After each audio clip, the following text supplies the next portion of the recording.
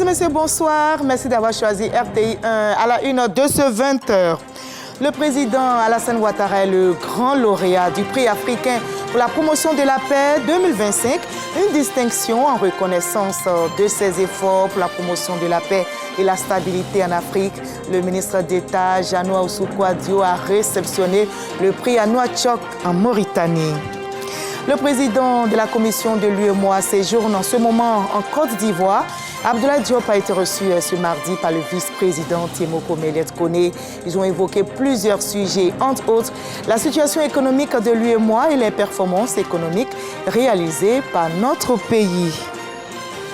La dépollution de la lagune Ébrié est d'actualité. Abidjan et Paris collaborent pour cette cause. Une délégation de la mairie de la capitale française séjourne en Côte d'Ivoire. L'objectif est de créer un partenariat entre les deux villes pour de meilleurs résultats et offrir aux Abidjanais une belle lagunaire à l'image de la Seine. Ce soir, nous jetons une lucarne sur la santé mentale. Comment la définir? Quelle est la proportion en Côte d'Ivoire? Un constat est fait. Les personnes atteintes de troubles mentaux et leurs familles sont confrontées à de nombreux défis, notamment la stigmatisation ou encore l'accès limité aux soins. Alors, quelle solution? Quel espoir? Réponse dans ce 20h. Soyez les bienvenus sur RTI 1. La Côte d'Ivoire est honorée. Le président ivoirien Alassane Ouattara est le grand lauréat du prix africain pour la promotion de la paix 2025, prix décerné par le comité de la conférence africaine pour la promotion de la paix à Nouakchott en Mauritanie.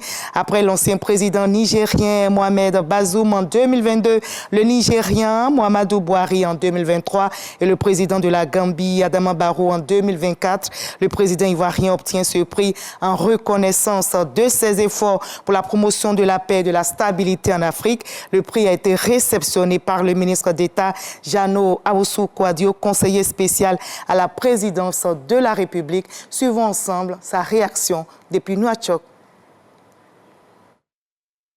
C'est avec honneur et fierté que j'accepte, au nom de mon pays, cette prestigieuse récompense qui célèbre chaque année la contribution notable d'un chef d'État africain à la promotion et au maintien de la paix sur notre continent. Cette distinction témoigne non seulement d'une certaine reconnaissance, mais représente aussi et surtout un appel à davantage de détermination et d'abnégation dans les œuvres de paix. Je puis vous assurer de mon engagement à continuer de travailler inlassablement à la promotion de la paix et de la dignité humaine sur notre continent.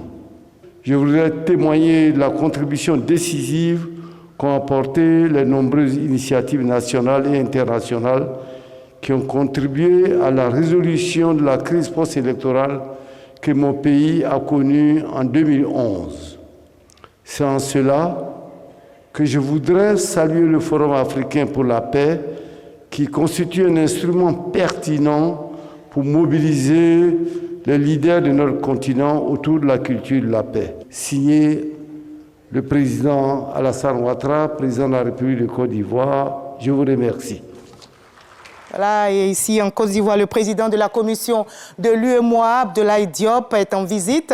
Il a été reçu aujourd'hui par le vice-président Tiemoko Méliès-Koné et ils ont évoqué ensemble la situation économique de l'UEMOA, les défis auxquels l'Union doit faire face et les performances économiques réalisées par notre pays, la Côte d'Ivoire. Herman Guivet pour le reportage. Abdoulaye Diop, président de la Commission de l'Union économique et monétaire ouest-africaine, reçu en audience par le vice-président de la République, Tiemoko Méliès-Koné.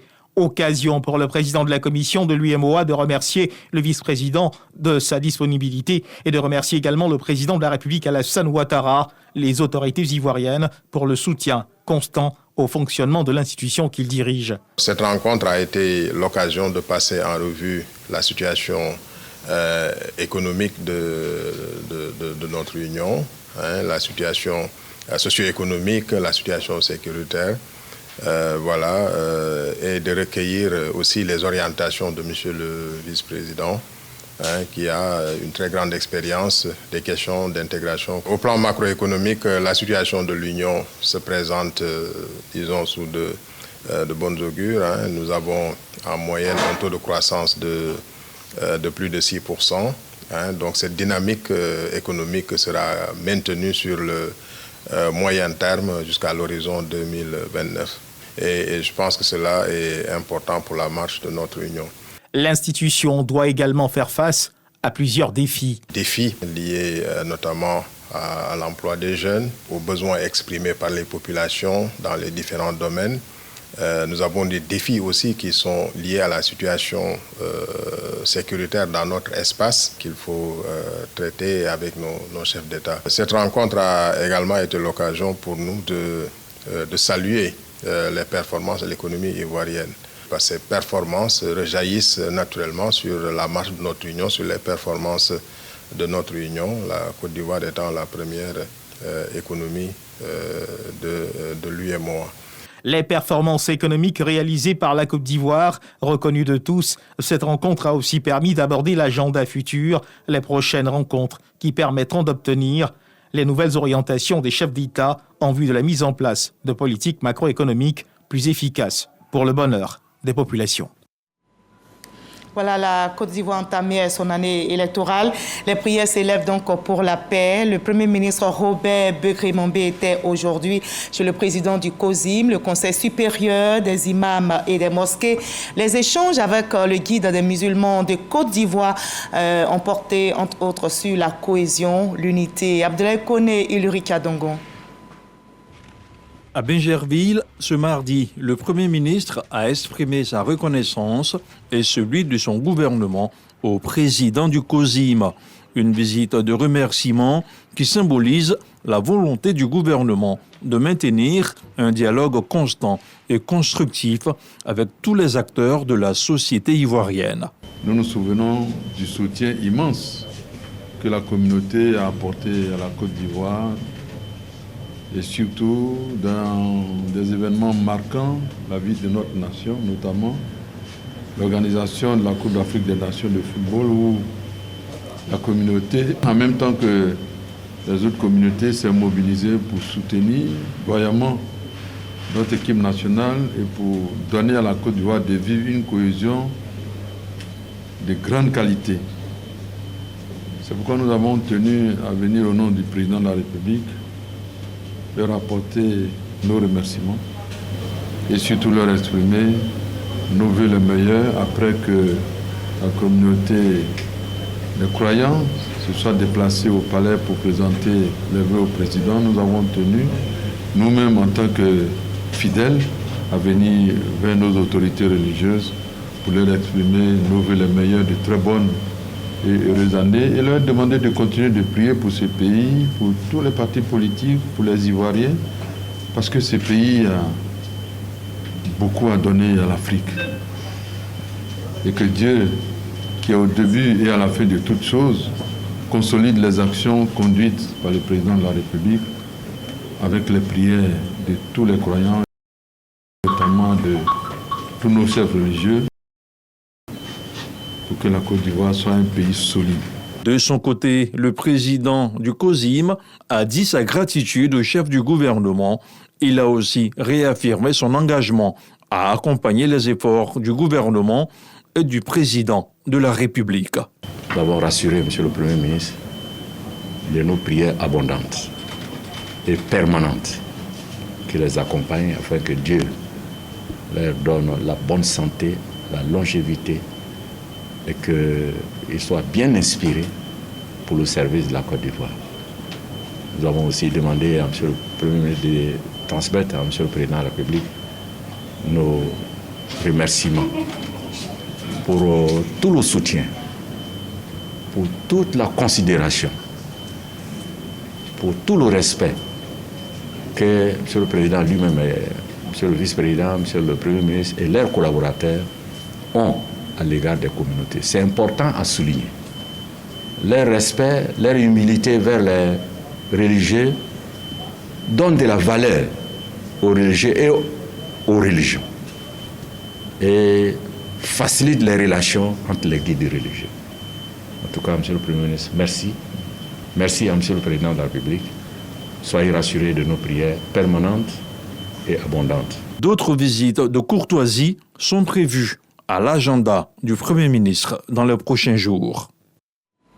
Voilà, Abidjan et Paris collaborent pour la dépollution de la lagune Ébrié.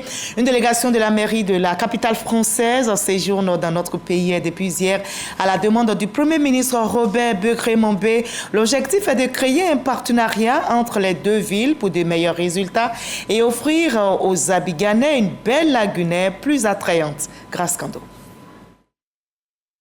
L'on pourrait les qualifier des brasses de l'assurance. Cette image de Anne Hidalgo traversant la Seine aura marqué les esprits lors des JO de Paris 2024. À 6000 km de la capitale française, les autorités ivoiriennes qui vont lancer le processus de dépollution de la baie lagunaire font appel à l'expertise de la mairie de Paris. Nous voulons nous inspirer de ce qui a été fait là-bas, plan technique, comment ces problèmes ont été gérés, pour redonner à la lagune sa splendeur d'antan, n'est-ce pas, que ce soit une lagune où on puisse, comme on l'a vu il y a quelques années, où on faisait du sport nautique sur la lagune à Abidjan, où des pêcheurs au filet pêchaient à Abidjan. Et surtout que nous avons au plan national une ambition importante pour faire vraiment d'Abidjan la perle de lagune. Ces experts qui ont parcouru le plan d'eau lagunaire après plusieurs séances de travail peuvent à présent appréhender les défis spécifiques à la lagune Ébrié. J'ai pu constater une volonté politique très forte de changer et de faire évoluer notamment l'état actuel de la lagune que le ministre a décrite précédemment. C'est exactement ce qui a été la clé de la réussite de ce que nous avons fait à Paris, notamment dans le cadre de l'amélioration de la qualité de la Seine. Évidemment, les problèmes ne sont pas exactement les mêmes à Paris et à Abidjan, mais nous avons essayé de partager les clés de ce qui nous a permis d'améliorer la qualité de l'eau sur la durée et de bénéficier évidemment à ceux qui vivent ou qui travaillent ou qui se servent de ce fleuve ou de la lagune ici à Abidjan. Cette mission qui vise à établir une collaboration stratégique entre la Côte d'Ivoire et la mairie de Paris permettra aux deux parties de poser les bases d'une stratégie environnementale, globale et durable. Voilà, après la primature, les émissaires de la mairie de Paris ont eu une séance de travail au district autonome d'Abidjan et l'objectif est le même, l'aménagement de la baie de Cocody et la dépollution de la lagune Ébrié. Les délégations vont partager leurs expériences et offrir ainsi aux Abidjanais une belle lagune à l'image de la Seine en France. Ce soir, nous jetons une lucarne sur la santé mentale. Comment la définir? Peut-on en guérir? Quelle est la proportion en Côte d'Ivoire? Un constat est clair. Les personnes atteintes de troubles mentaux et leurs familles sont confrontées à de nombreux défis, notamment la stigmatisation ou encore l'accès limité aux soins spécialisés. Alors, quelle solution? Y a-t-il espoir pour les malades? Comment affrontent-ils au juste la situation? Question-réponse avec Généreux Aquadio, Serge Coléa et Michel Kwame.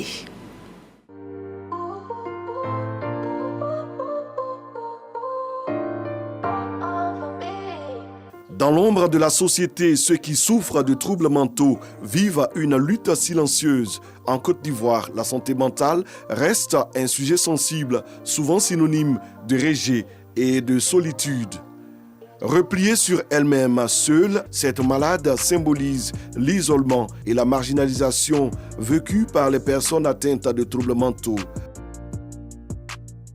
À Benjéville, l'hôpital psychiatrique joue un rôle essentiel dans la prise en charge des patients. C'est l'un des centres de référence en Côte d'Ivoire. Le malade peut venir de lui-même avec des entretiens, certains médicaments, ça va. Mais le malade peut être forcé à venir à la consultation. Ça veut dire que lui-même ne sait pas qu'il est malade. Et c'est l'entourage qui se rend compte que son comportement a changé. Soit il est devenu agressif. Donc l'entourage l'oblige à venir se faire soigner. Pour ces patients-là, tout commence par le médicament. Après le médicament, c'est les séances de psychothérapie. Les patients reçoivent des soins médicaux, mais aussi un accompagnement psychologique pour les aider à retrouver l'équilibre mental. La maladie mentale, qui est très souvent basée sur l'angoisse, la peur, peut amener quelqu'un à se droguer. L'abus de drogue, la drogue peut provoquer une maladie mentale. Selon le directeur général, rien que pour l'année 2024, son institut a reçu 34 000 cas. Les malades mentaux sont dans les maisons. Les parents se disent quoi? Si on le découvre, c'est une honte pour la famille. Et pourtant, la personne qui est malade souffre. On l'enchaîne. On fait tout pour ne pas que la personne soit vue. Et pourtant, elle peut être aidée. Pour mieux comprendre, nous rencontrons des patients qui ont accepté de partager leur expérience. Mon épouse qui a fait une dépression et dès que ça a commencé, j'ai essayé de la maîtriser, mais ça n'a pas marché. Et c'est à partir de minuit qu'elle a pu monter dans la voiture pour qu'on puisse l'envoyer à l'hôpital. J'aimerais conseiller à tous mes frères et sœurs qui se trouvent dans cette situation. Le premier recours, dès qu'une personne fait une dépression, c'est de le conduire à l'hôpital psychiatrique de Bingerville. Et puis c'est suivi, c'est bon. Artiste, chanteur, étoile montante du rap, Pierre Claver, alias Jack PC, a connu une période dépressive. Aujourd'hui, il remonte la pente et va mieux. Si ce n'était pas la prière, le soutien de mes proches, de ma famille, je n'allais pas dépasser cette période-là. Il y en a plein qui souffrent dans le silence. Je suis la preuve vivante qu'on peut sortir de la dépression. De l'hôpital psychiatrique, nous nous rendons à Bregbo, village situé à quelques kilomètres de Bingerville. La mémoire du prophète Albert Acho se perpétue à travers la guérison des malades par la prière. Malgré son décès en 1990, le sanctuaire du prophète continue d'attirer les familles en désespoir de cause.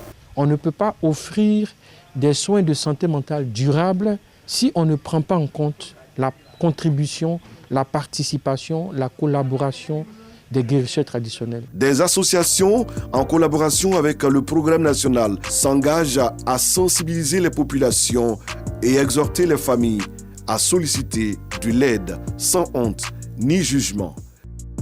La question de la santé mentale se pose avec acuité. C'est pourquoi les jeunes et adolescents issus d'organisations de jeunesse de Côte d'Ivoire ont fait un plaidoyer à l'Assemblée nationale pour amener les parlementaires à initier un projet de loi qui débouchera sur la protection des droits de ces malades. C'est vrai que le gouvernement intègre le sujet de la santé mentale aussi dans le domaine éducatif, pour une prise en charge efficiente. Nous, au niveau des élus, notre rôle, c'est de travailler en harmonie avec le gouvernement pour voir donc quelle législation mettre en place pour pouvoir faire de cette question une priorité nationale. La santé mentale est une priorité pour construire une société inclusive. À Bingerville, à Bregbo et ailleurs, le chemin vers la guérison commence par l'acceptation et le soutien.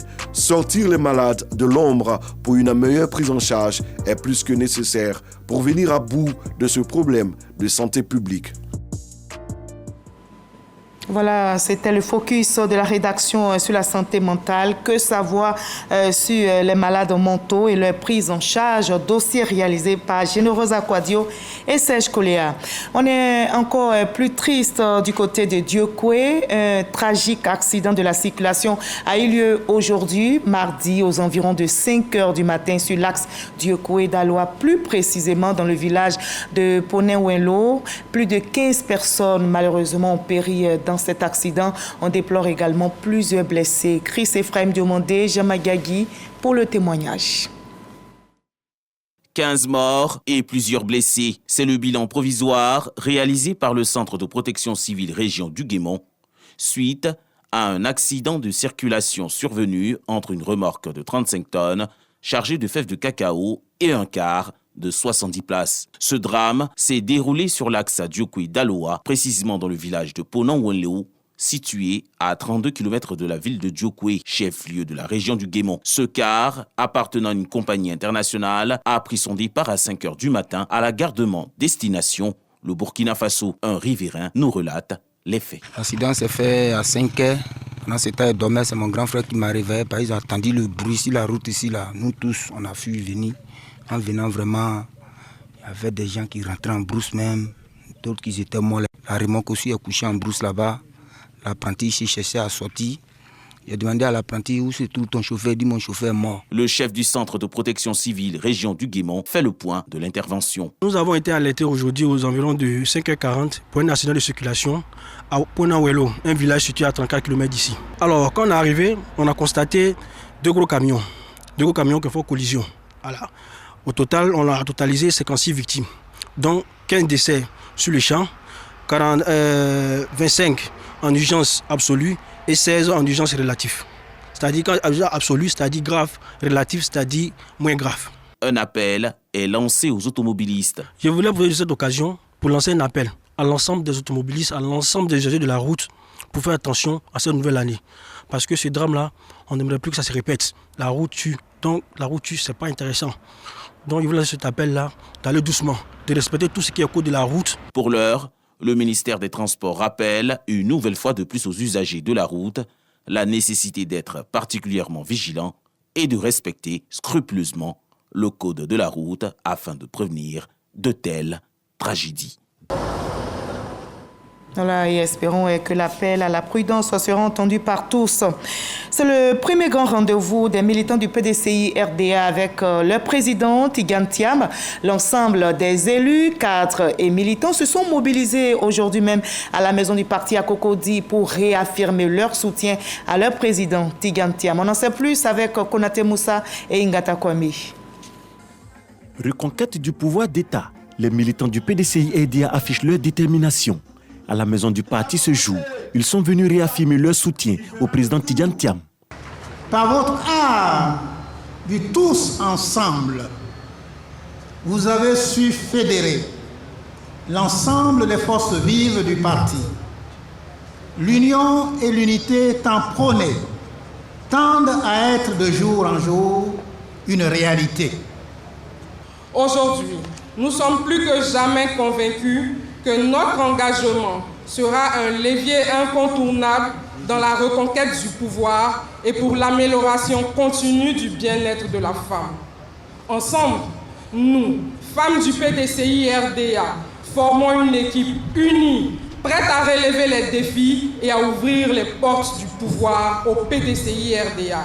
Avec vous, nous nous engageons à être unis, solidaires, et à faire bloc autour de votre personne pour atteindre nos objectifs dont la jeunesse reste un maillon essentiel. Des propos, symboles de la motivation dont se félicite le président du parti. À la tête du PDCI RDA depuis 1 an, Tidjane Thiam se dit prêt et confiant pour la bataille électorale de 2025. Le chemin qui nous attend en 2025 est exigeant. Les enjeux sont immenses car il s'agit ni plus ni moins que de l'avenir de notre pays. Je suis convaincu que nous saurons ensemble relever tous ces défis avec détermination.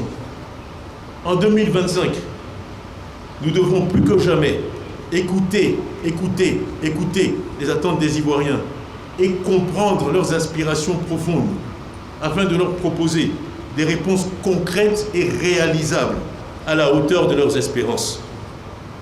Le PDCI RDA, fidèle à sa tradition, a été et sera toujours à la pointe du combat.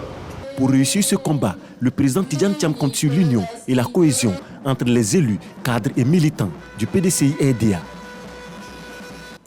Quelle alternative pour la Côte d'Ivoire de demain? Le débat est initié par la coalition des organisations pour la stabilité africaine, la cohésion et l'inclusion. C'était à Angré, Cocody. Et justement, c'est la 4e édition qui a réuni des militants du Parti des peuples africains Côte d'Ivoire, c'est-à-dire PPACI, ainsi que la Fédération nationale des jeunes de Côte d'Ivoire.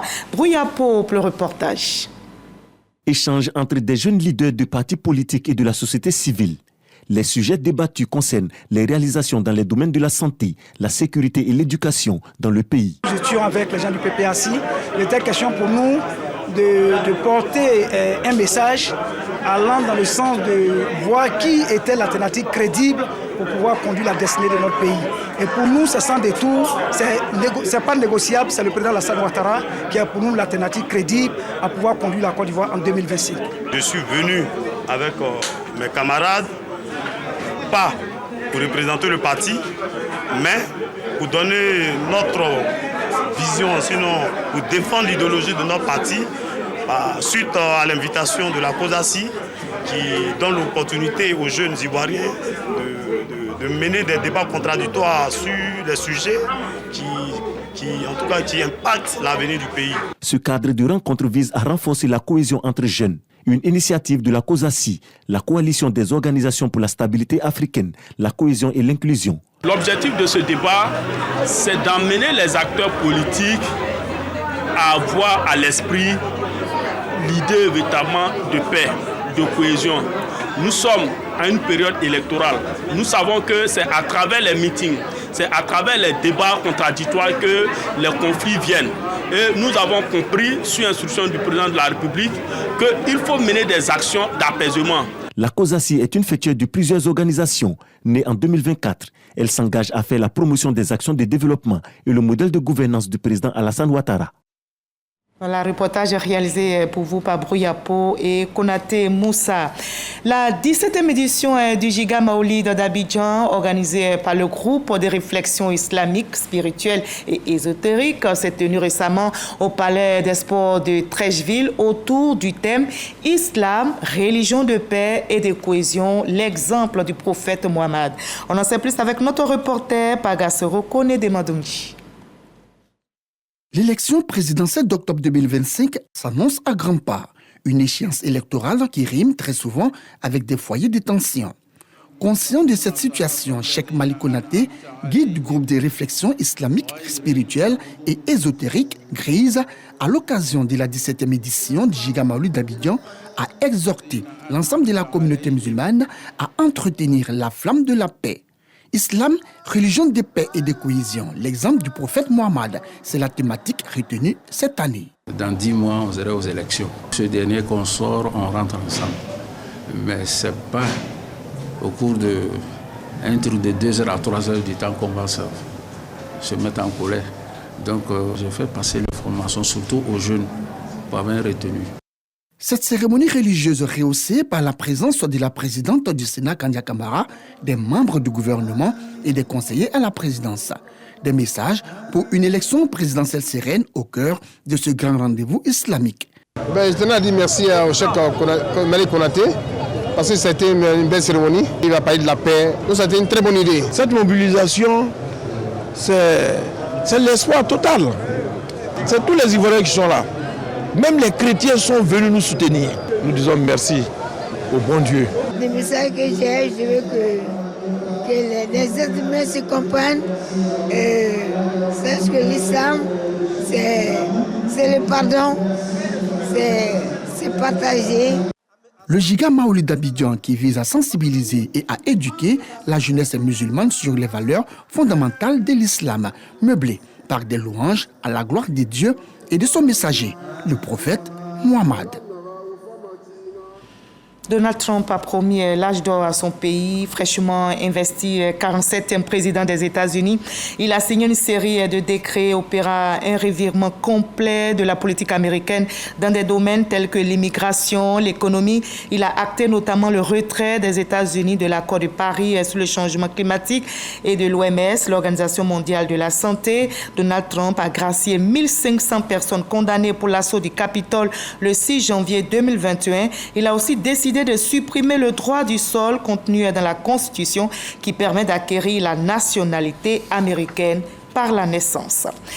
Et nous sommes au 3e jour de l'accord de cessez-le-feu dans la bande de Gaza. Le chef d'état-major de l'armée israélienne décide de rendre sa démission. Le général Herzi Halevi reconnaît sa responsabilité dans l'échec du 7 octobre. Il a décidé donc d'assumer la faillite des services de sécurité dans l'attaque meurtrière menée par le Hamas le 7 octobre 2023 contre Israël. Sa démission a été acceptée par le Premier ministre Benjamin Netanyahou et elle prendra effet le 6 mars prochain.